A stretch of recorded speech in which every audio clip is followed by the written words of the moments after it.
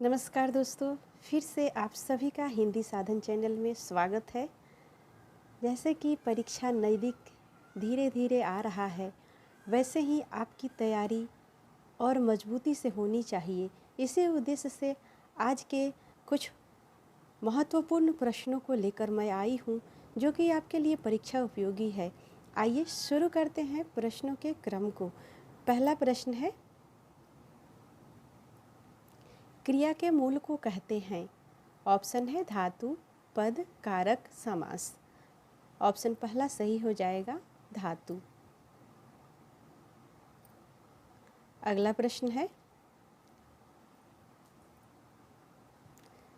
जिस शास्त्र में शब्दों के शुद्ध रूप और प्रयोग के नियमों का निरूपण होता है उसे क्या कहते हैं। ऑप्शन है पिंगल शास्त्र, भाषा शास्त्र, व्याकरण। उपयुक्त में से कोई नहीं। ऑप्शन तीसरा सही हो जाएगा, व्याकरण।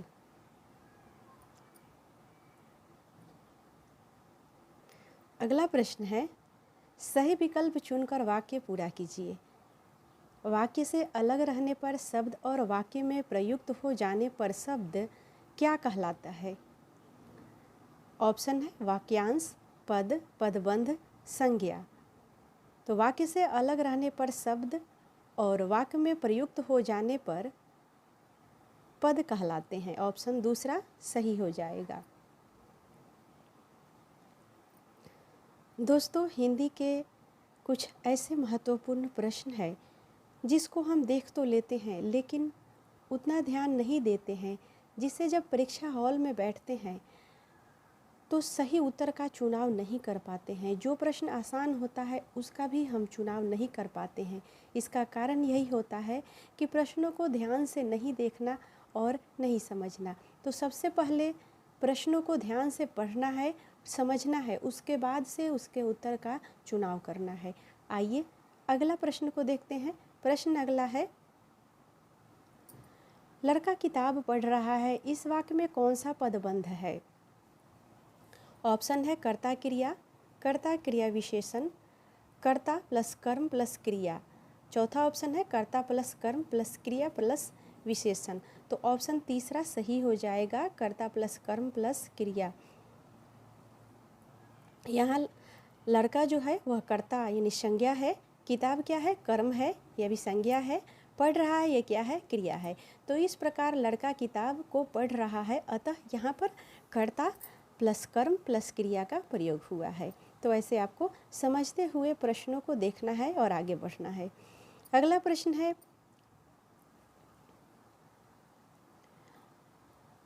आपका घर किस शहर में है, उस शहर का नाम संज्ञा का कौन सा भेद सूचित करता है। ऑप्शन है व्यक्तिवाचक, जातिवाचक, समूहवाचक, भाववाचक। ऑप्शन पहला सही हो जाएगा, व्यक्तिवाचक। तो व्यक्तिवाचक जिस शब्द से किसी एक वस्तु या व्यक्ति का बोध होता है उसे व्यक्तिवाचक संज्ञा कहते हैं। जैसे राम, गांधी, गंगा, काशी आदि, तो इसे एक व्यक्ति का बोध होता है। राम गांधी कहने से एक व्यक्ति का, और गंगा कहने से एक नदी का, काशी कहने से एक शहर का बोध होता है। उसी प्रकार से उस शहर का नाम संज्ञा का कौन सा होगा, व्यक्तिवाचक हो जाएगा। ऑप्शन पहला सही हो जाएगा। आइए अगले प्रश्न को देखते हैं। प्रश्न अगला है, निम्न विकल्पों में से उस विकल्प का चयन कीजिए जो दिए गए वाक्य के अनुसार सही संज्ञा पदबंध का विकल्प हो। 4 ताकतवर लोग उस अलमारी को उठा पाए। ऑप्शन है ताकतवर लोग उस अलमारी को, दूसरा ऑप्शन है उस अलमारी को उठा पाए, तीसरा ऑप्शन है को उठा पाए, चौथा ऑप्शन है 4 ताकतवर लोग। ऑप्शन चौथा सही हो जाएगा, 4 ताकतवर लोग। तो वाक्य के अनुसार सही संज्ञा पदबंध का विकल्प है 4 ताकतवर लोग।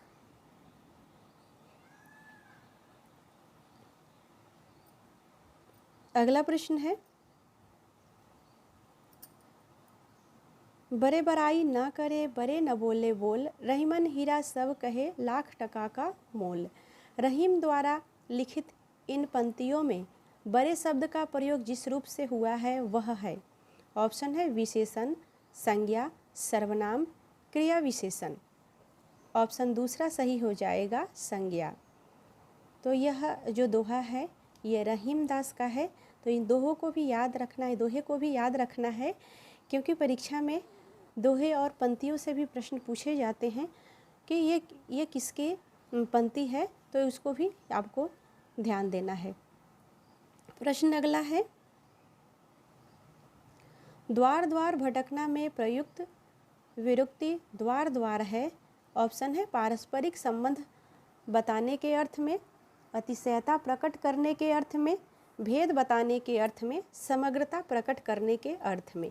तो इसका सही उत्तर हो जाएगा समग्रता प्रकट करने के अर्थ में, ऑप्शन चौथा। आइए अब अगले प्रश्न को देखते हैं। अगला प्रश्न है, निम्नलिखित वाक्य के अनुसार संज्ञा उपवाक्य का विकल्प बताइए। दीपक ने कहा कि वह कल नहीं आ सकता। तो इसमें आपको बताना है संज्ञा उपवाक्य का विकल्प। ऑप्शन है कि वह कल नहीं आ सकता, दीपक ने कहा। ऑप्शन तीसरा है कि वह कल, और चौथा ऑप्शन है दीपक।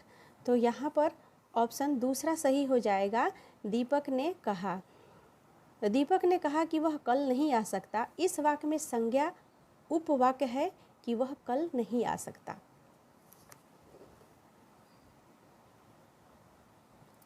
आइए अगले प्रश्न को देखते हैं। प्रश्न अगला है, संज्ञाओं के साथ आने वाले विभक्तियों को क्या कहा जाता है।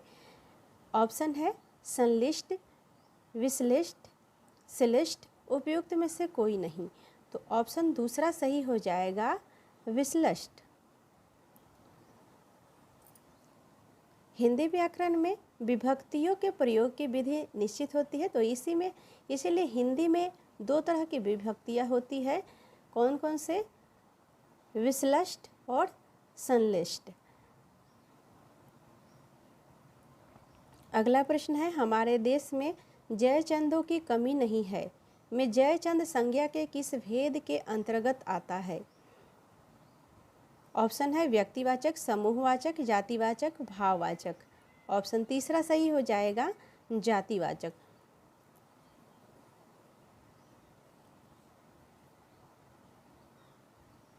प्रश्न अगला है, इनमें से भाववाचक संज्ञा है।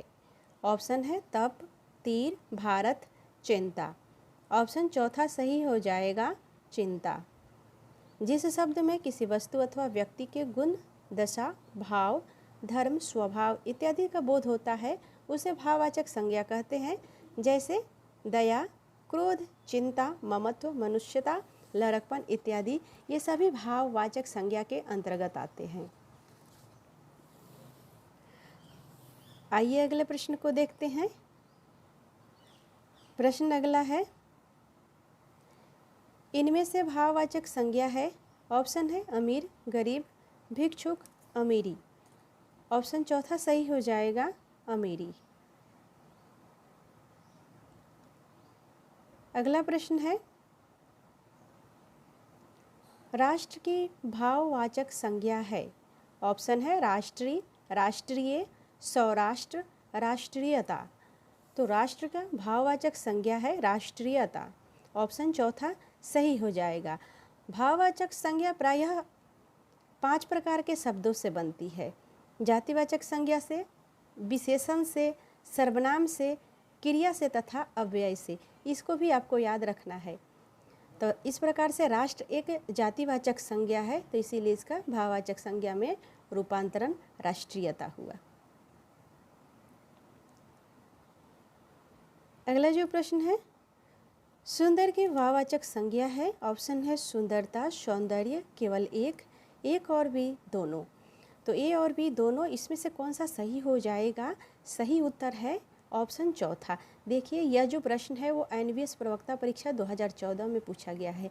आपको प्रश्नों के नीचे देखने को मिल रहा होगा ये प्रश्न कब पूछा गया है और किस परीक्षा में पूछा गया है। तो सभी प्रश्नों को बड़े ही ध्यान से आपको देखना है। वीडियो आपको कैसा लगा हमें ज़रूर बताएं, और वीडियो को अभी तक लाइक नहीं किया है तो लाइक ज़रूर कर ले। चैनल को सब्सक्राइब नहीं किया है तो चैनल को सब्सक्राइब करना बिल्कुल ना भूलें। आइए इसी के साथ अगर आपने चैनल को सब्सक्राइब कर लिया है तो अगले प्रश्न को भी देख लेते हैं। अगला प्रश्न है,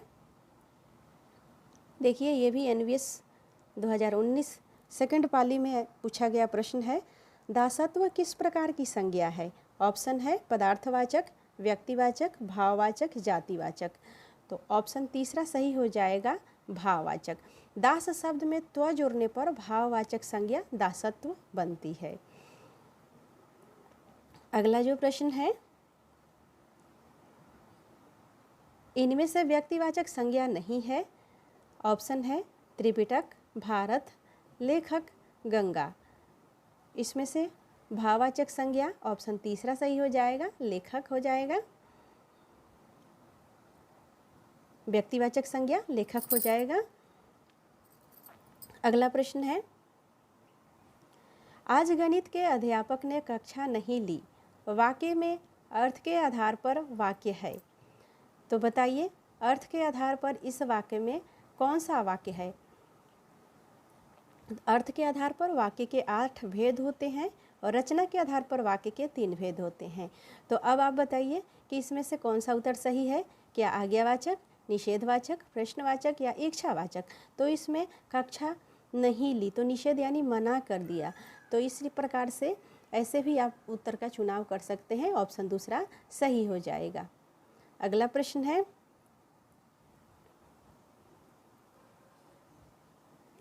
निम्न विकल्पों में से उस विकल्प का चयन कीजिए जो समूहवाचक संज्ञा का सही विकल्प है। ऑप्शन है वीर, मीठा, दूध, पर्वत। तो समूहवाचक संज्ञा का सही विकल्प है वीर। ऑप्शन पहला सही हो जाएगा। प्रश्न अगला है, कतिपय हिंदी व्याकरणों द्वारा संज्ञा प्रतिनिधि शब्द का प्रयोग किसके लिए किया गया है? ऑप्शन पहला है क्रिया के लिए, विशेषण के लिए, संज्ञा के भेद के लिए, सर्वनाम के लिए। ऑप्शन चौथा सही हो जाएगा, सर्वनाम के लिए। तो यहाँ पर संज्ञा के स्थान पर प्रयुक्त होने वाले शब्द क्या कहलाते हैं? वो सर्वनाम कहलाते हैं। तो अतः सर्वनाम को कतिपय यानी हिंदी व्याकरण द्वारा संज्ञा का प्रतिनिधि भी कहा गया है। अगला प्रश्न है, निम्न विकल्पों में से उस विकल्प का चयन कीजिए जो मध्यम पुरुष वाचक सर्वनाम का सही विकल्प है। तो मध्यम पुरुष वाचक सर्वनाम का सही विकल्प इसमें से कौन है? ऑप्शन है पहला मैं, दूसरा ऑप्शन है हम सब, तीसरा ऑप्शन है आप सब और चौथा ऑप्शन है यह। तो इसमें ऑप्शन तीसरा सही हो जाएगा, आप सब। आप सब यह क्या हो जाएगा? यह मध्यम पुरुष हो जाएगा। उत्तम पुरुष में क्या आता है? मैं, हम लोग। मध्यम पुरुष में आप सब, आप और आप सब, तुम, तू। और अन्य पुरुष में वह, ये, वे, यह।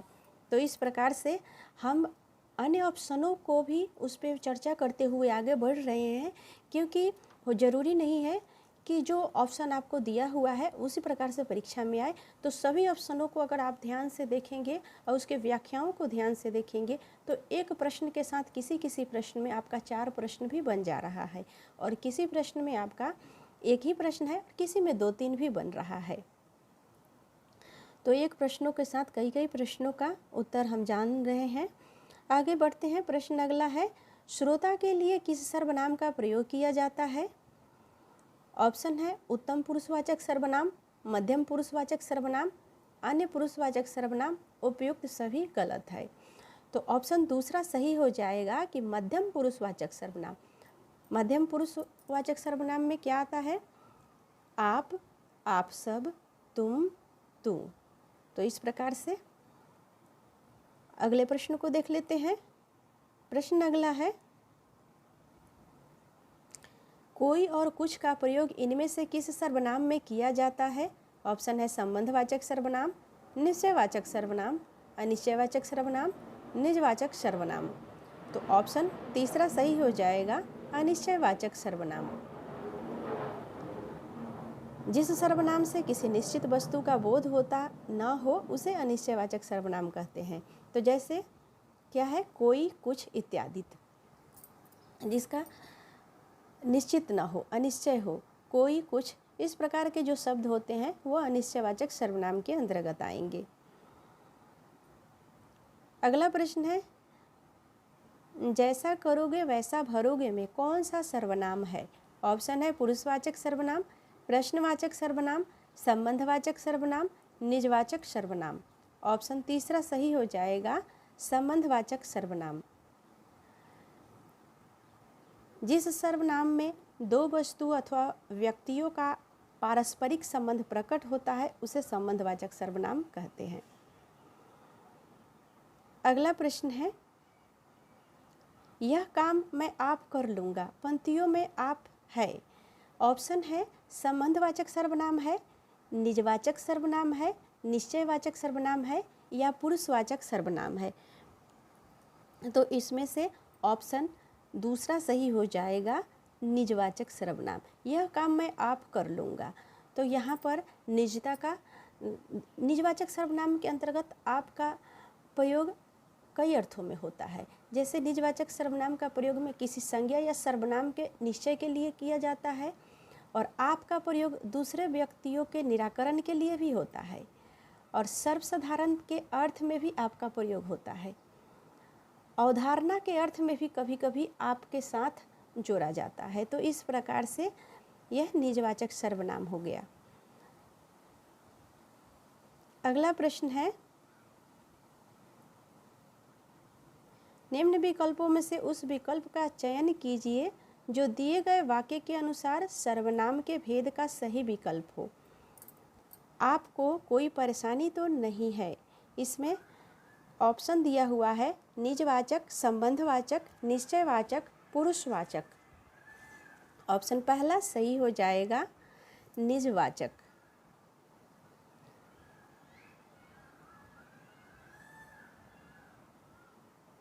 तो निजवाचक सर्वनाम में आप, अपने आप, स्वयं, खुद, स्वतः, निज, इस प्रकार के जो शब्द होते हैं वह निजवाचक सर्वनाम के अंतर्गत आते हैं।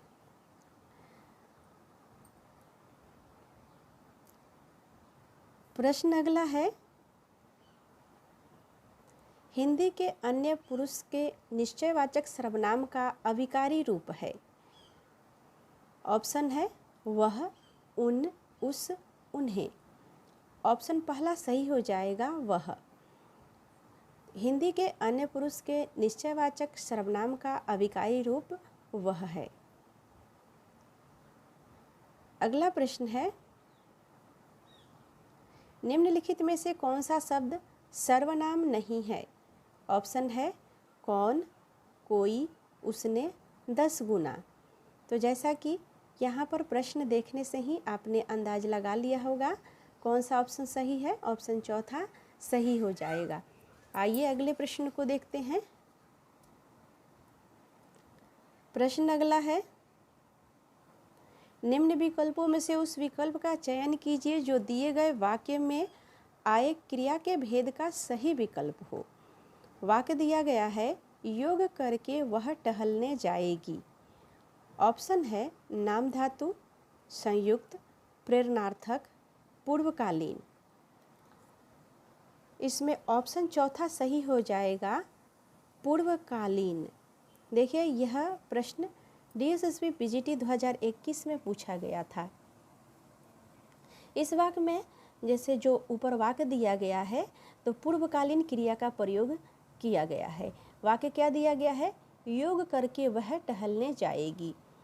तो जब कर्ता एक क्रिया को समाप्त कर उसी क्षण दूसरी क्रिया में प्रवृत्त हो जाता है तब पहली क्रिया को पूर्वकालीन कहते हैं।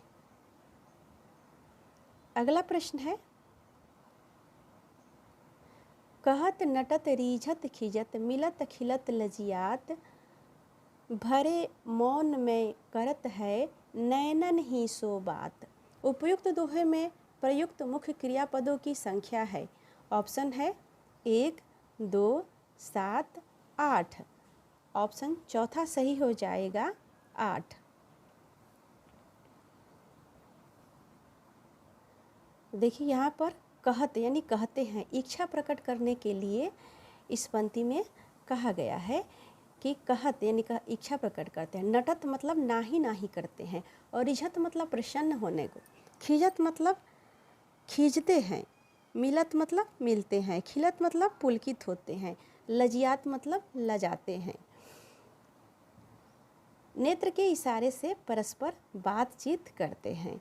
नैनन की सो बात मत, यानी नेत्र के इशारे से परस्पर बातचीत करते हैं। इस दोहे में कवि ने उस स्थिति को दर्शाया है कि जब भारी भीड़ में भी दो प्रेमी बातें करते हैं और उसका किसी को पता तक नहीं चलता है, तो ऐसी स्थिति में नायक और नायिका आंखों ही आंखों में रूठते हैं, मानते हैं, मिलते हैं, खिल जाते हैं और कभी कभी वे शर्मा भी जाते हैं। आइए प्रश्न को देखते हुए आगे बढ़ते हैं। ये प्रश्न का लेवल आपको कैसा लग रहा है, प्रश्नों की व्याख्या भी आपको कैसा लग रहा है, क्या इस व्याख्या से आप संतुष्ट हो रहे हैं? हमें अपना राय जरूर कमेंट के माध्यम से बताइएगा। प्रश्न अगला है, निम्नलिखित वाक्यों में से एक में संयुक्त क्रिया का प्रयोग नहीं हुआ है। तो इसमें किसमें संयुक्त क्रिया का प्रयोग नहीं हुआ है, आइए देख लेते हैं। मेरे हाथ से गिलास गिरा और टूट गया। दूसरा ऑप्शन है मैं अपने घर में रहूँगा। तीसरा ऑप्शन है स्वस्थ होना है तो मुझको दवा पीनी पड़ेगी। स्वस्थ होना है तुझको दवा पीनी पड़ेगी। और चौथा ऑप्शन है लड़का प्रसन्न होकर चलता बना। तो इसमें ऑप्शन दूसरा सही हो जाएगा, मैं अपने घर में रहूँगा। तो जिस क्रिया में दो या दो से अधिक धातुओं के मेल बनते हैं उसे संयुक्त क्रिया कहते हैं। संयुक्त क्रिया में प्रायः पहली क्रिया प्रधान होती है और दूसरी उसके अर्थ में विशेषता उत्पन्न करती है। तो यहाँ पर दूसरा जो वाक्य है उसमें संयुक्त क्रिया का प्रयोग नहीं हुआ है। प्रश्न में पूछा जा रहा है किसमें नहीं हुआ, अन्य तीनों ऑप्शनों में संयुक्त क्रिया का प्रयोग हुआ है। अगला प्रश्न है, चिड़िया आकाश में उड़ रही है। वाक्य में उड़ रही है क्रिया है। ऑप्शन है प्रेरणार्थक क्रिया, अपूर्णकालीन क्रिया, सकर्मक क्रिया, अकर्मक क्रिया। ऑप्शन चौथा सही हो जाएगा, अकर्मक क्रिया। तो चिड़िया आकाश में उड़ रही है, वाक्य में उड़ रही अकर्मक क्रिया है। तो यहाँ पर कर्ता यानी चिड़िया क्या है, यह कर्ता है और चिड़िया के द्वारा स्वयं क्रिया यानी उड़ना जो है वो संपन्न कराया जा रहा है। तो इस प्रकार से यह अकर्मक क्रिया हुई। प्रश्न अगला है, उठना क्रिया का अकर्मक रूप है। ऑप्शन है उठवाया, उठाएगा, उठाया, उठना। ऑप्शन चौथा सही हो जाएगा, उठना।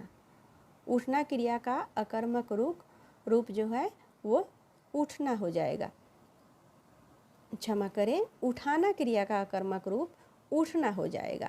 तो उठाना क्रिया का अकर्मक रूप उठना, दौड़ना, सोना, रोना, लजाना इत्यादि ये सभी अकर्मक क्रिया है। अगला प्रश्न है, निम्नलिखित में से एक अकर्मक क्रिया है। तो इसमें से कौन सा एक अकर्मक क्रिया है, काटना, बोना, धोना या रोना। तो ऑप्शन चौथा सही हो जाएगा, रोना यह अकर्मक क्रिया है।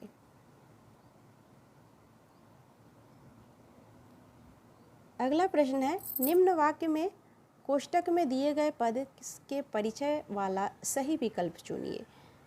तो यहाँ पर कुछ एक पद दिया हुआ है, इसका सही विकल्प चुनना है। अपने गांव की मिट्टी छूने के लिए मैं तरस गया। ऑप्शन है मध्यम पुरुषवाचक सर्वनाम, विशेषण, हर्षबोधक अव्यय, क्रिया।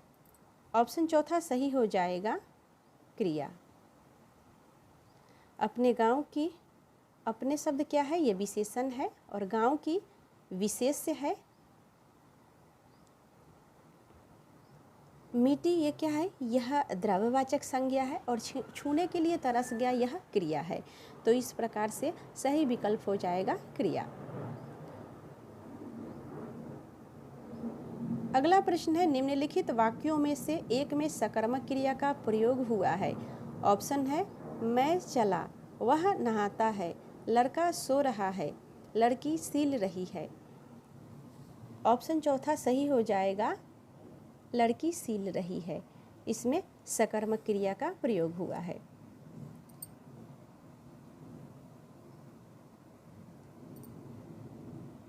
प्रश्न अगला है,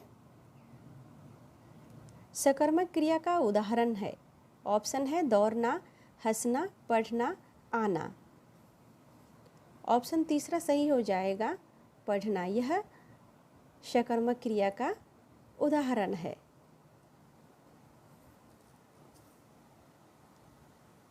प्रश्न अगला है, निम्न में से कौन सी प्रेरणार्थक क्रिया नहीं है? ऑप्शन है लिटाना, सीखना, बुलाना, जगाना। ऑप्शन दूसरा सही हो जाएगा सीखना। यह प्रेरणार्थक क्रिया नहीं है।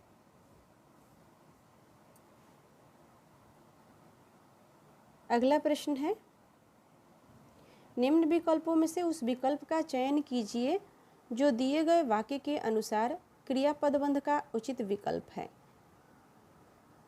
अब कमरा खोला जा सकता है। ऑप्शन है खोला, खोला जा सकता है, अब कमरा। ऑप्शन दूसरा सही हो जाएगा खोला जा सकता है। खोला जा सकता है वाक्यांश में क्रियापदबंध का उदाहरण है। अगला प्रश्न है, राम की गाय बहुत काली है। वाक्य में काली शब्द है। ऑप्शन है सर्वनाम, क्रिया, विशेषण, प्रविशेषण। ऑप्शन तीसरा सही हो जाएगा विशेषण। अगला प्रश्न है, निम्न विकल्पों में से उस विकल्प का चयन कीजिए जो दिए गए विकल्प के अनुसार सही विशेषण पदबंध का विकल्प हो। वृक्षों की घनी छांव से हमें बहुत सुख मिला। ऑप्शन है छांव से हमें बहुत सुख मिला, बहुत सुख मिला, वृक्षों की घनी छांव, बहुत सुख। ऑप्शन चौथा सही हो जाएगा बहुत सुख।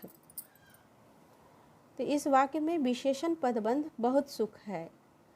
वस्तु, संज्ञा, सर्वनाम की विशेषता बताने वाले शब्दों को क्या कहते हैं?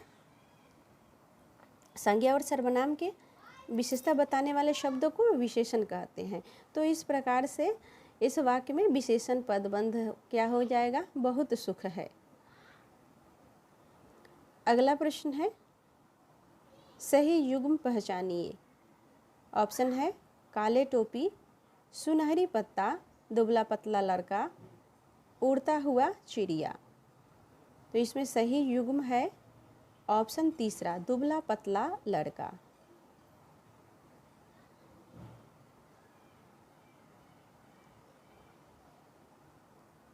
अगला प्रश्न है, निम्नलिखित शब्दों में से विशेषण है। ऑप्शन है प्रपंच, सरपंच, पहुँच, पांचवा। ऑप्शन चौथा सही हो जाएगा पांचवा। पांचवा शब्द में क्रमवाचक विशेषण है और यह निश्चित संख्यावाचक विशेषण के अंतर्गत आता है। अगला प्रश्न है, निम्नलिखित में से कौन समुदायवाचक विशेषण है? ऑप्शन है चौगुना, चौथा, चारों या चार। ऑप्शन तीसरा सही हो जाएगा चारों। चारों में समुदायवाचक विशेषण है। इसे समूहवाचक विशेषण भी कहते हैं। यह निश्चित संख्यावाचक विशेषण के प्रकार में आता है। अगला जो प्रश्न है,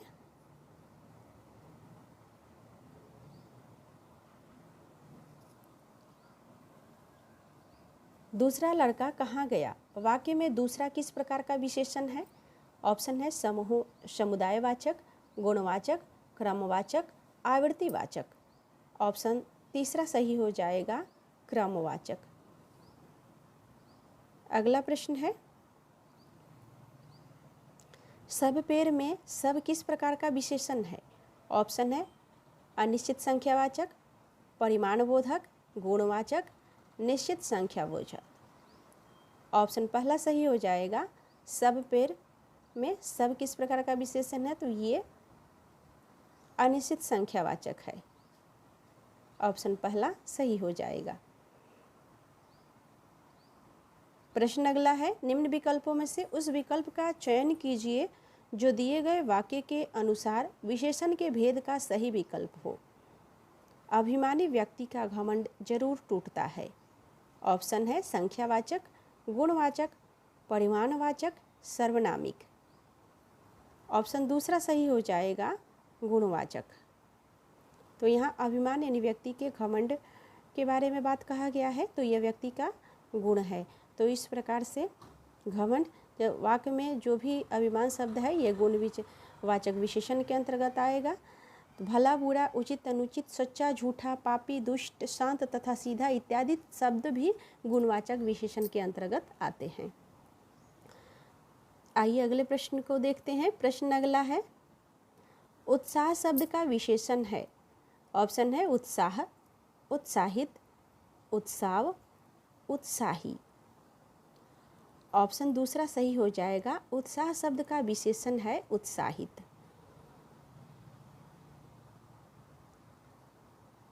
अगला प्रश्न है, निम्नलिखित वाक्यों में से एक में विशेषण का प्रयोग नहीं हुआ है।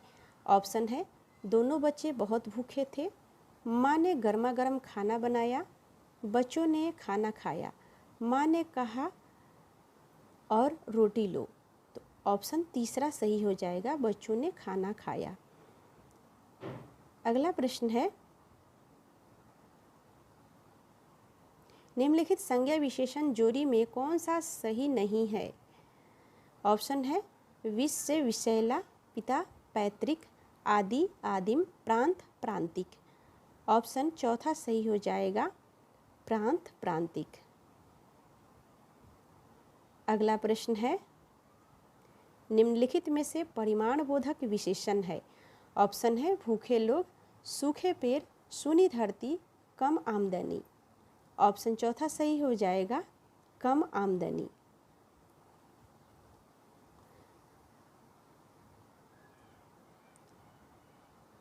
अगला प्रश्न है, निम्नलिखित शब्दों में से एक विशेषण है। ऑप्शन है, शैशव, माधुर्य, आर्थिक, बचपन। तो इसमें से एक विशेषण है ऑप्शन तीसरा, आर्थिक। आर्थिक शब्द विशेषण है, शैशव, माधुर्य तथा बचपन ये सभी संज्ञा है। तो इस प्रकार से आज का वीडियो यहीं पर ख़त्म होता है। वीडियो आपको कैसा लगा हमें ज़रूर बताइएगा। वीडियो को अभी तक लाइक नहीं किया है तो लाइक अवश्य कर दे। चैनल को सब्सक्राइब नहीं किया है तो सब्सक्राइब अवश्य ही कर ले।